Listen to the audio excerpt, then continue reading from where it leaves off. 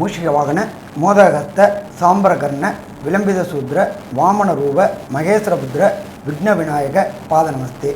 Jai Ganesha பாகிமாம், ஸ்ரீகணேச ரக்ஷமாம். Sri Bhagavathi YouTube channel நேயர்களுக்கு ஹரிஹர சர்மாவின் பணிவான நமஸ்காரங்கள். சக்தி ஜோதிட குழுவின் சார்பாக குரோதி வருஷம் ஆவணி மாத பலன்களை பற்றி பார்ப்பதற்காக வந்திருக்கின்றோம். அடியேன் சக்தி சோமையாகிய நானும் ஐயா டாக்டர் ஹரிஹர சர்மா ஐயா அவர்களும் டாக்டர் KS ஐயங்கார் அவர்களும் வந்திருக்கின்றோம். இந்த ஆவணி மாதங்கிறது 17/8/2024 முதல் 16/9/2024 வரைக்கும் உள்ள காலகட்டத்துக்கு உண்டானது.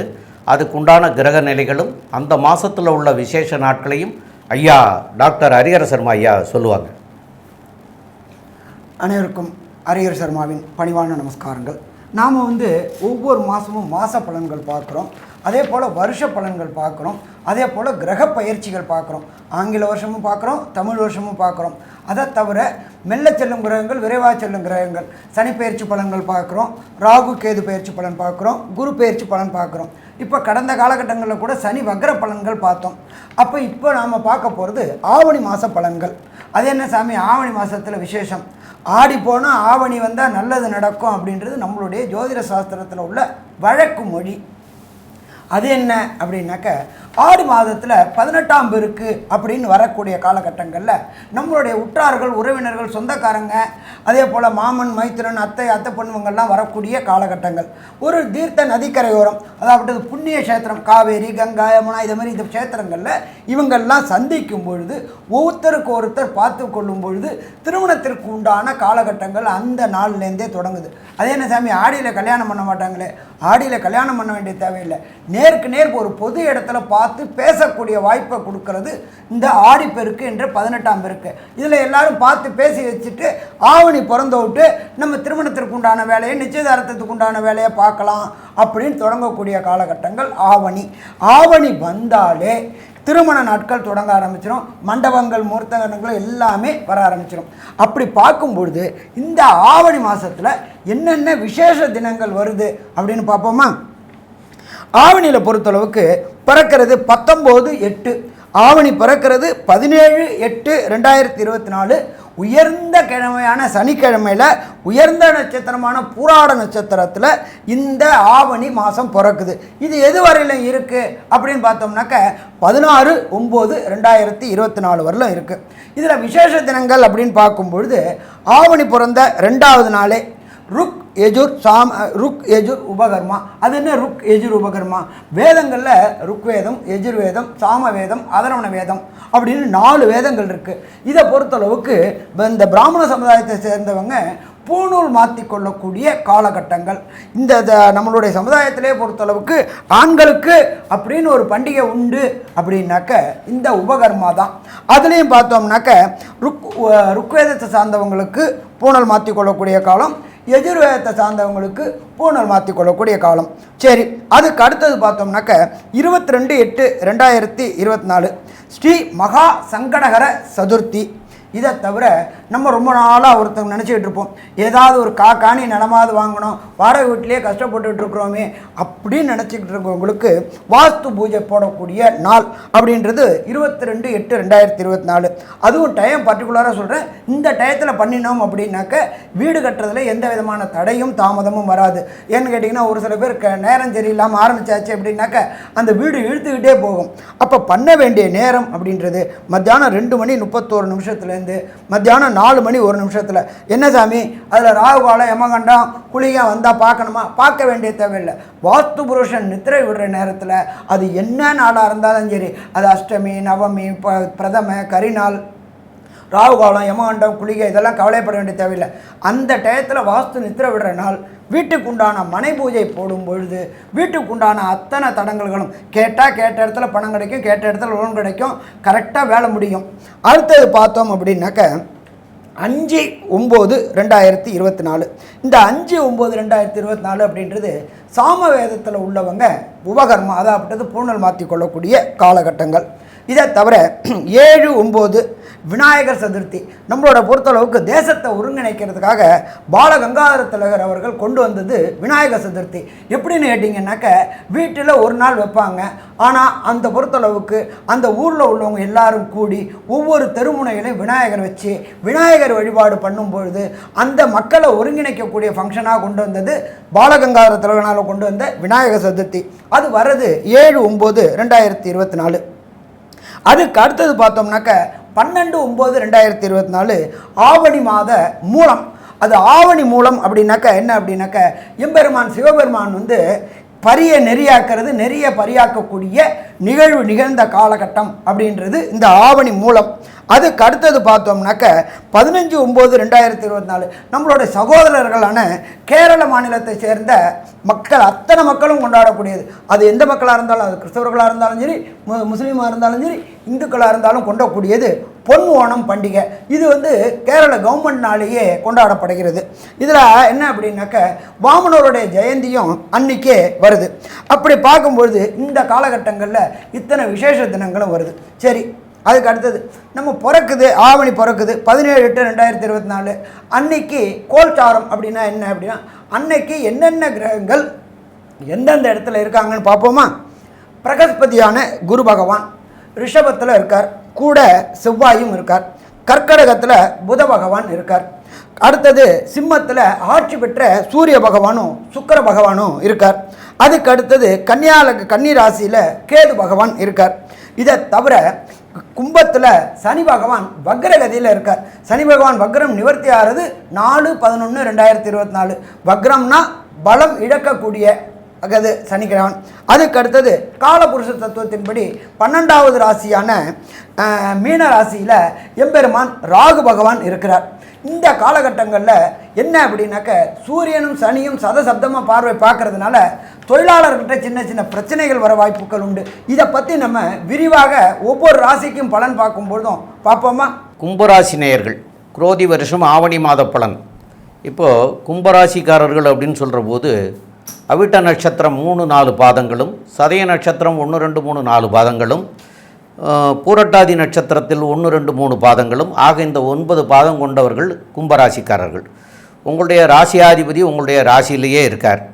அப்போது உங்களுடைய ராசியாதிபதி ராசியிலே இருக்கார், வக்கர நிலை பெற்று போயிருக்கார், 7.5 நாட்டு சனியும் நடக்கிறது.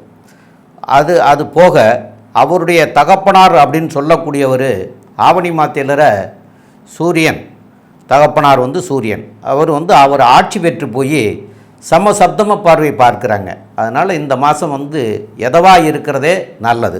அதே போல் 3ஆம் இடத்துக்குரிய 3க்கும் 10க்கும் உடைய செவ்வாய் 4ஆம் இடத்துலையும் உங்களுக்கு தனகாரகன்னு சொல்லக்கூடிய குரு பகவான், அதாவது 2-11 கூடியவர், அவரும் 4ஆம் இடத்துல இருக்கார்.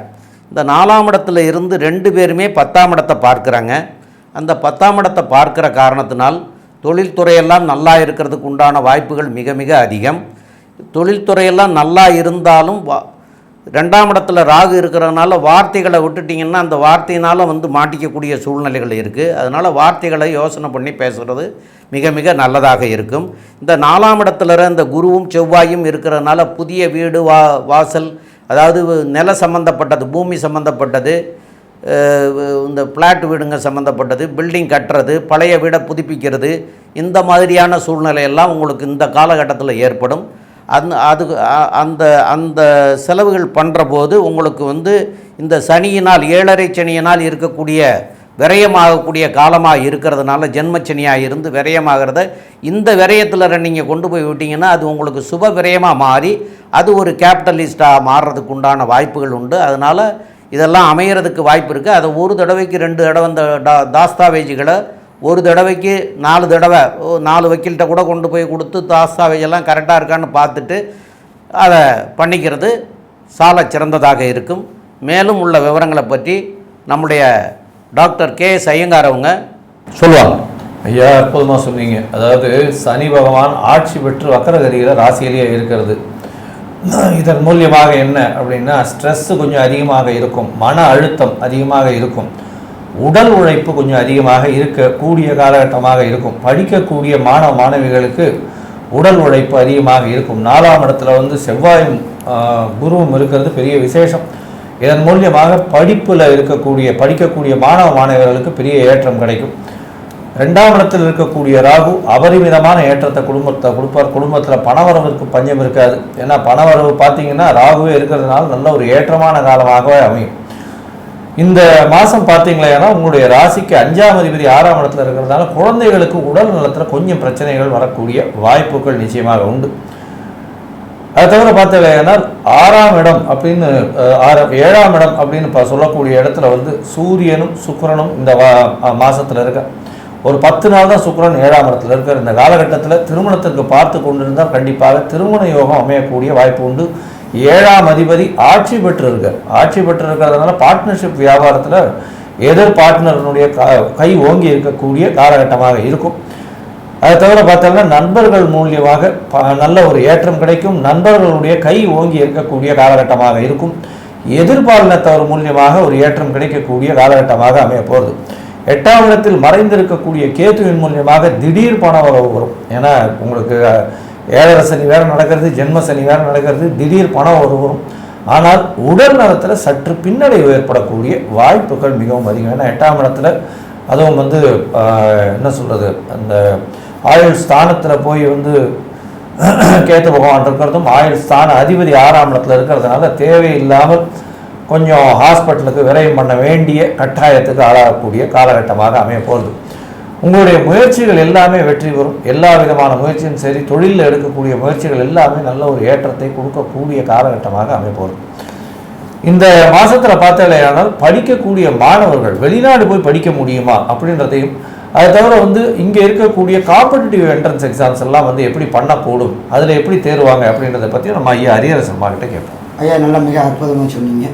நம்ம எப்பொழுதுமே லோயர் எஜுகேஷன் அப்படின்றத பொறுத்தளவுக்கு 4ஆம் இடம் சொல்லுவோம். 4ஆம் இடத்துல குரு பகவானும் செவ்வாய் பகவானும் சேர்ந்து குரு மங்கள யோகம் பெற்றிருக்கார். அப்போ இந்த கும்பராசியை சேர்ந்த குழந்தைகள் அத்தனை பேருக்குமே லோயர் எஜுகேஷனில் எந்த விதமான தடையும் தாமதமும் வரத்துக்கான வாய்ப்புகள் மிக மிக குறைவு. அப்போ இந்த லோயர் எஜுகேஷனில் எல்லா குழந்தைகளும், இந்த கும்பராசியில் பிறந்த குழந்தைகள் அத்தனை பேருக்குமே வெற்றி வெற்றி வெற்றி கிடைக்கக்கூடிய வாய்ப்புகள் உண்டு. இதை தவிர பார்த்தோம் அப்படின்னாக்கா ஹையர் எஜுகேஷன் அப்படின்றது நம்ம 9ஆம் இடம்னு சொல்லுவோம். இந்த 9ஆம் இடத்துக்கு உண்டான சுக்கிர பகவான் இருக்கிற இடம் அப்படின்றது சப்தமத்தில் 10 நாள் இருக்கார். அதுக்கப்புறம் அவர் 8க்கு வராரு. ஆனால் 8ல் நீச்சம் அடைகிறாரு. அதனால் பெரிய அளவுக்கு இதை பற்றி கவலைப்படணுமா, கவலைப்பட வேண்டாம். ஏன்னா 8ல் போய் அவர் நீச்சம் அடைஞ்சாலும் பிரகஸ்பதியான குரு பகவானுடைய பார்வை படுறதுனால ஐஐடி, ஜேஇஇ, நீட்டு, ஐபிஎஸ், ஐஎஃப்எஸ் இதை மாதிரி எழுதக்கூடிய கும்பராசியை சேர்ந்த குழந்தைகள் அத்தனை பேருக்கும் விரும்பிய யூனிவர்சிட்டி கிடைக்கும். அதே போல் விரும்பிய இடத்துல வெளியூர், வெளிமாநிலம், வெளிநாட்டில் உண்ட ஒரு சில பேருக்கு விசா தேவைப்படுகிறவர்களுக்கு விசாவும், பிஆர் தேவைப்படுகிற பிஆரும் மற்றும் கிரீன் கார்டு தேவைப்படுகிறவர்களுக்கு கிரீன் கார்டும் இந்த காலகட்டங்களில் கிடைக்கும். பிரகஸ்பதி நல்லா பார்க்கறதுனால அதனால் இந்த காலகட்டங்களில் பயப்பட வேண்டிய தேவையில்லை. இதை தவிர உங்களுடைய ராசிக்கு 12ஆம் இடம் அப்படின்ற இடமான மகரத்தை குரு பகவானுடைய பார்வை பெறுது. அப்போ வெளியூர், வெளிமாநிலத்தில் உள்ளவங்களுடைய தொடர்பு ஏற்படக்கூடிய வாய்ப்புகள் உண்டு. அந்நிய மதம், அந்நிய மொழி பேசுகிறவங்க கூட தொடர்பு ஏற்படக்கூடிய வாய்ப்புகள் உண்டு. அது மட்டும் இல்லாமல் அதுக்கு உண்டான ராகு பகவான் 2ஆம் இடத்துல இருக்கிறதுனால அங்கு தொழில் செய்யக்கூடிய வாய்ப்புகளும் உண்டு. அதன் மூலியமாக தொடர் வருமானம் கிடைக்கக்கூடிய வாய்ப்புகள் உண்டு. அப்போ அந்நிய மொழி பேசுகிறவங்க கூட தொடர்பு ஏற்பட்டு அங்கே உங்களுடைய வியாபாரத்தை தொடங்கி அதன் மூலியமாக நிரந்தர வருமானம் பெறக்கூடிய வாய்ப்புகள் உண்டு. ஸோ மொத்தத்தில் பார்க்கும்பொழுது கும்பராசிக்காரர்களுக்கு பொறுத்தளவுக்கு இந்த ஆவணி மாதம் அதிர்ஷ்ட மாதம்னு சொல்லலாமா, அதிர்ஷ்ட மாதம்னு சொல்லலாம். சரி சாமி, இந்த ஆவணி மாதத்தில் 31 நாள் இருக்குது. இந்த 31 நாளில் ஒரு சில நாள் தவிர்க்கக்கூடிய நாட்கள் அப்படின்னு பேர். தவிர்க்கக்கூடிய நாள் அப்படின்றது சந்திராசிரம தினம்னு பேர். சந்திராசிரமம்னாக்க உங்களுடைய ராசியில் உங்களுடைய நட்சத்திரத்துக்கு 17வது நட்சத்திரம் அப்படின்றது சந்திராசிரம நட்சத்திரம் அப்படின்னு பேர். அப்போ கும்பராசிக்கு சேர்ந்த இந்த 3 ராசி அவிட்டம், சதயம், புரட்டாதி இவங்களுக்கு என்னன்னைக்கு சந்திராசிரம தினம் வருது, அதில் எந்தெந்த சுபங்களை தவிர்க்கணும்னு சொல்கிறதோட இல்லாமல் இதை தவிர உங்களுக்கு உண்டான தடைகளையும் தாமதையும், ஏன்னா 2ஆம் இடமான வாக்குஸ்தானம், குடும்பஸ்தானத்தில் ராகுவும் 8ஆம் இடத்துல கேதுவும் இருக்கிறதுனால திருமண தடைகள் ஏற்படக்கூடிய வாய்ப்புகள் உண்டு. ஆடி முடிஞ்ச ஆவணி திருமண காலகட்டம். அப்போ அந்த திருமணம் கைகூடுறதுக்கு உண்டான தடைகள் எப்படி விளக்கணும், அதுக்கு என்ன கோயிலில் போய் கண்டு வணங்கணும் அப்படின்றதையும் நம்ம ஐயா சக்தி சுவாமி ஐயா விரிவாகவும் விளக்கமாகவும் சொல்லுவாங்க. ரொம்ப அற்புதமாக தெளிவாக சொன்னீங்க ஐயா. இப்போது சந்திராஷ்டம தினம் அப்படின்னா 17வது நட்சத்திரத்துக்கும் சொன்னார். அதாவது உங்களுடைய ராசிக்கு 8ஆம் இடத்துக்கு உண்டான நட்சத்திரங்கள் அது வந்து 3 நட்சத்திரம் வரும், 2.25 நாள் வரும். அந்த 2.25 நாளில் அந்த 8ஆம் இடத்துல சஞ்சரிக்கிற காலத்தில் நீங்கள் வந்து அதாவது 8ஆம் இடத்துல சந்திரன் சஞ்சரிக்கிற காலத்தில் மனோநிலை வந்து தடுமாற்றம் ஏற்படும். அந்த தடுமாற்றத்தில் உங்களால் சரியான முடிவு எடுக்க முடியாத சூழ்நிலையெல்லாம் ஏற்படும். அதனால தான் அந்த நாட்களை தவிர்க்கணும்னு சொல்கிறோம். அப்போது சண்டை சச்சரவெல்லாம் கூட வரக்கூடிய வாய்ப்புகள் உண்டு. அதனால் யாரோடையும் பேசும்போது கவனமாக பேசணும் அப்படிங்கிறத சொல்கிறோம். இதெல்லாம் வந்து உங்களுக்கு வரக்கூடிய நாள் என்னைக்கு அப்படின்னு பார்க்குற போது கும்பராசிக்காரர்களுக்கு வந்து 4/9/2024 புதன்கிழமை காலையில் வந்து 10:44 முதல், அதுக்கப்புறம் 5/9/2024 6/9/2024 வெள்ளிக்கிழமை இரவு 10:26 வரைக்கும் இந்த 2.25 நாள் வரும். இந்த 2.25 நாளும் வந்து பேசுகிறத குறைச்சிக்கிறங்க. புதுசாக எதுவும் செய்ய வேண்டாம். வெளியூர் வெளிநாடு பயணங்கள் செய்ய வேண்டாம். இதையெல்லாம் தவிர்க்கிறது வந்து மிக மிக நல்லது. உங்களுக்கு உங்களுடைய ராசி அதிபதி உங்களுடைய ராசியிலேயே 7.5 சனியாகவும் ஜென்மச்சனியாகவும் இருப்பதனால இங்கே தருமபுரிக்கு பக்கத்தில் ஒரு ஸ்தலம், அதாவது தொண்டை தருமபுரிக்கு பக்கத்தில் அதியமான் கோட்டைன்னு ஒரு ஊர் இருக்குது. அங்கே வந்து ஒரு காலபைரவர் கோயில் இருக்குது. அந்த காலபைரவர் கோயிலுக்கு இந்த ஆவணி மாதத்தில் ஒரு தடவையாவது போய் வணங்கிட்டு வந்தீங்கன்னா உங்களுக்கு இந்த சனியினால் ஏற்படக்கூடிய பின் விளைவுகள்லாம் நீங்கி நன்மையாக மாறுறதுக்கு உண்டான வாய்ப்புகள் மிக அதிகம். அப்படி போக முடியாதவங்க இங்கே அங்கே ஒரு தடவையாவது போயிட்டு வாங்க. இங்கே அவங்கவுங்க இடத்துக்கு பக்கத்திலே காலபைரவர் இருப்பார். அதை வந்து டெய்லி போய் இந்த 30 நாளுமே நீங்கள் வந்து வணங்கிட்டு வர்றது சால சிறந்ததாக இருக்கும். அதனால் வரக்கூடிய நன்மைகள் நிறைய இருக்கும். தீமைகள் விலகி நன்மைகள் மாறும். மேற்கொண்டுள்ள விவரங்களை நம்முடைய எஸ். ஐயங்கார் அவங்க வந்து சொல்லுவாங்க. ஐயா, கும்பராசியை பொறுத்தவரையிலும் ராசியில் வக்கர சனி இருக்கிறதுனால உடல் நலத்தில் சற்று பின்னடைவு இருக்கும். 8ஆம் இடத்துலையும் கேத்து பகவான் இருக்கார். ஸ்ட்ரெஸ்ஸு கொஞ்சம் அதிகமாக இருக்கும். உடல் உழைப்பு அதிகமாக இருக்கும். எல்லா விஷயத்தையும் தானே எடுத்து போட்டு பண்ணக்கூடிய அளவுக்கு இருப்பாங்க. வெளியில் சொல்ல மாட்டாங்க. எந்த ப்ரெஷராக இருந்தாலும் நம்மளே செஞ்சு முடிப்போம்ன்ற மாதிரி இருப்பாங்க. பேச்சில் ரொம்ப கவனமாக இருங்க. குழந்தை பிராப்தி ஏற்படக்கூடிய வாய்ப்பு நிச்சயமாக உண்டு. ஏன்னா 5ஆம் இடம் வலுப்பெற்று போயிருக்கு. குரு பகவான் புத்திர காரகனும் சேர்ந்திருக்கிறது விசேஷம். 8ஆம் இடத்தில் வந்து அதாவது 7ஆம் இடத்தில் சூரியனும் சுக்கிரனும் இருக்கிறது அப்படின்றது பார்த்தோம்னா நல்ல ஒரு ஏற்றம் இருக்கக்கூடிய காலகட்டம் இருக்குது. 5ஆம் அதிபதி 7ஆம் இடத்துல இருக்கக்கூடியது ஒரு நல்ல ஏற்றத்தை கொடுக்கக்கூடிய காலகட்டமாக அமைய போகிறது.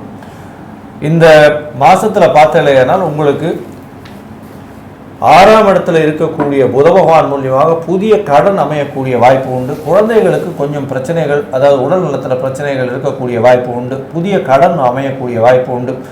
பார்ட்னர்ஷிப் பிஸ்னஸில் புதிய கடன் அமையக்கூடிய வாய்ப்புகள் உண்டு. தனி தொழிலில் சொந்த தொழிலில் பெரிய ஏற்றம் கிடைக்கும். புதிய வேலை கிடைக்கும். வேலையில் ஏற்றம் கிடைக்கும்.